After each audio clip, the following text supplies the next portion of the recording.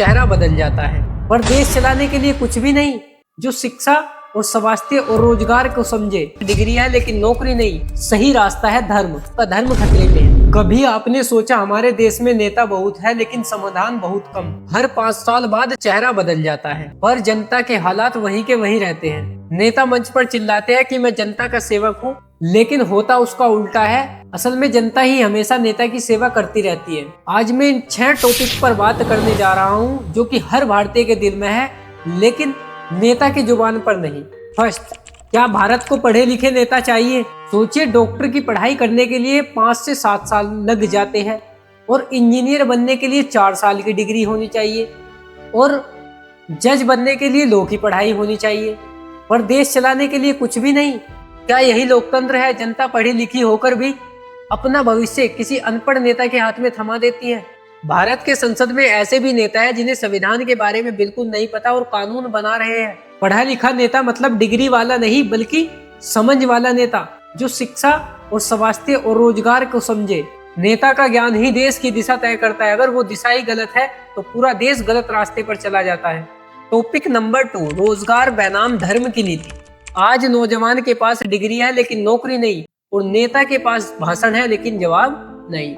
जब पेट खाली हो तो मंदिर मस्जिद नहीं, रोटी याद आती है। और ये बात बहुत अच्छे से नेताओं को पता है। भूखे पेट को बांटने का सही रास्ता है धर्म। इसलिए जब भी बेरोजगार या नौजवान सड़क पर उतरता है अपने हक के लिए तो एक नेता नया मुद्दा बना देता है और कहता है कि आपका धर्म खतरे में है और एक नौजवान धर्म में फंस जाता है। पर असल में खतरे में तो देश का भविष्य है और नौजवान का सपना। नेता का धर्म वोट है और जनता का धर्म काम। लेकिन अगर जनता वोट से पहले रोजगार मांगे तो देश बदल सकता है। टॉपिक नंबर 3, जनता की आवाज। आज का नेता जनता का प्रतिनिधि नहीं, पार्टी का प्रवक्ता ज्यादा बन चुका है। चुनाव के वक्त कहता है कि मैं जनता का सेवक हूँ, लेकिन जीतने के बाद कहता है कि मैं पार्टी के इशारे पर काम करूंगा।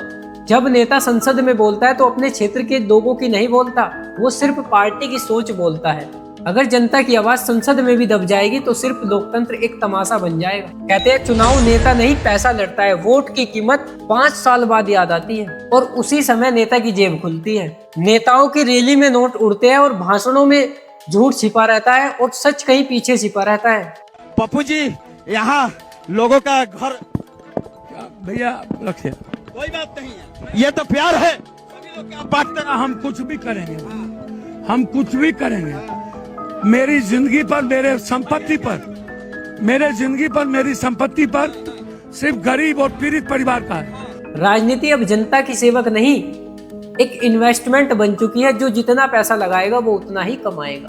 क्या कभी किसी नेता ने कहा मैं चुनाव जीत गया, मैं अब जनता की मदद फ्री करूंगा? नहीं, क्योंकि चुनाव एक व्यापार है और जनता ग्राहक है और वोट उत्पाद। जब तक राजनीति पैसे कमाने का जरिया बना रहेगा तब तक देश नहीं सुधर सकता।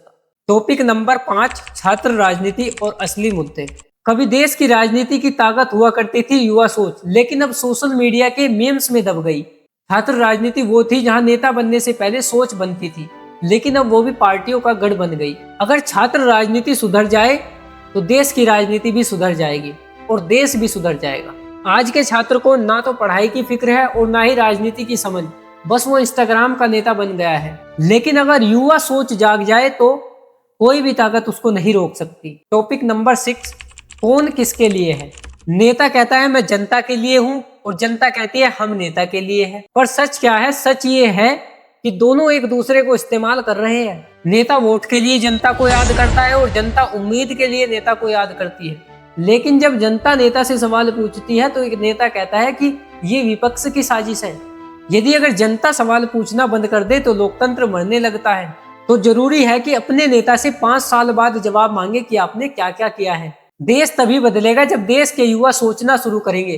राजनीति बुरी नहीं है, लेकिन राजनीतिज्ञों की सोच बुरी है। अगर जनता सच के साथ झुक जाए तो सबसे ताकतवर नेता भी झुक सकता है। भारत जब महान बन सकता है, नेता जनता के डर से नहीं अपने मन से काम करे। अगर मेरी बात किसी को बुरी लगी हो तो दिल से माफी चाहूंगा। मेरा मकसद किसी को ठेस पहुंचाना नहीं, मेरा मकसद है सिर्फ आवाज उठाना, क्योंकि सवाल ही बदलाव की पहली सीढ़ी है। धन्यवाद। जय हिंद, जय भारत।